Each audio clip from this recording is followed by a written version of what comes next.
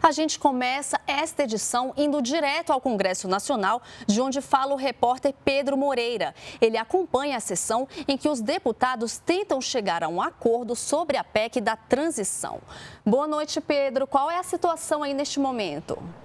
Olá, Carolina. Boa noite para você, boa noite a todos. Olha, o presidente da Câmara, deputado Arthur Lira, ele entrou ali no plenário há menos de 10 minutos, assumiu então os trabalhos ali da mesa e a partir de agora então a gente tem a expectativa de que a qualquer momento a casa vai começar a tratar da PEC da transição. Ao longo de todo o dia, vários parlamentares afirmaram que a PEC seria votada e aprovada ainda hoje pela Câmara. Um dos que disse isso foi o senador Marcelo Castro, do MDB do Piauí, ele que é o relator geral do orçamento do ano que vem e que tem alertado aí para o calendário apertado, porque depois de aprovar a PEC da transição, o Congresso Nacional ainda precisa aprovar o orçamento para o ano que vem. Tudo isso ainda essa semana antes do início do recesso parlamentar. Bom, a sessão deve se estender ao longo da noite. O que a gente já sabe é que a Câmara vai alterar sim o texto que foi aprovado no Senado. A principal alteração se refere à vigência da PEC. O Senado havia aprovado um prazo de 2 anos, a Câmara vai reduzir para 1 ano, isso em um acordo aí que foi fechado com o futuro governo do presidente eleito Luiz Inácio Lula da Silva.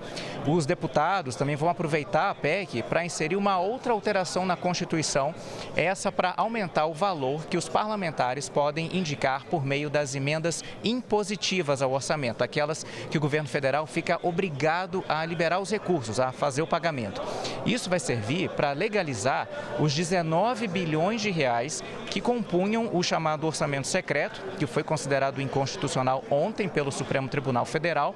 Dessa forma, então, metade desse valor aí, desses 19 bilhões, vai ser transformado em emendas individuais impositivas.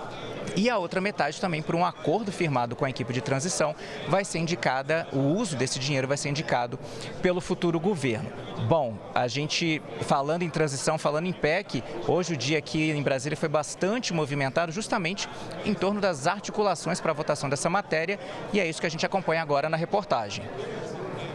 O dia foi de articulação em torno da votação da proposta de emenda à Constituição que retira do teto de gastos do governo federal o programa de transferência de renda.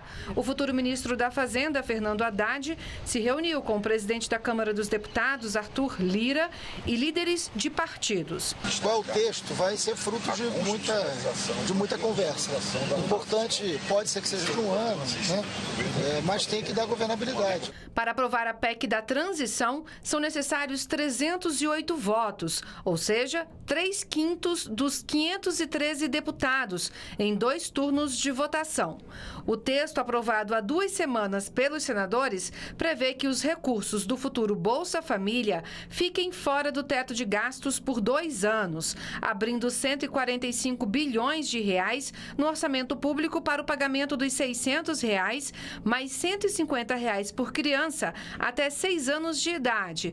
O texto também abre a possibilidade de uma adicional de até 23 bilhões de reais para investimentos públicos, caso haja excesso de arrecadação. O objetivo é esse, chegar ao entendimento, aprovar a PEC e inaugurar um novo momento de diálogo público, republicano, transparente e coerente com a Câmara e com o Senado. O futuro ministro da Casa Civil afirmou ainda que continua trabalhando na estruturação do primeiro escalão do novo governo. Tudo organizado, o organograma está pronto, nós vamos divulgar essa semana de todos os ministérios. No Centro Cultural Banco do Brasil, o Conselho Político de Transição teve a última reunião antes da posse presidencial. Na pauta, a finalização dos trabalhos dos grupos técnicos, que produziram um diagnóstico do atual governo e material de apoio para embasar a próxima gestão.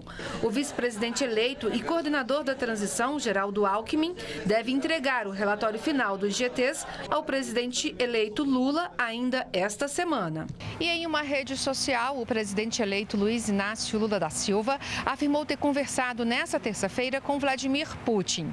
O presidente russo cumprimentou Lula pela vitória nas urnas, desejou um bom governo e o fortalecimento da relação entre Brasil e Rússia.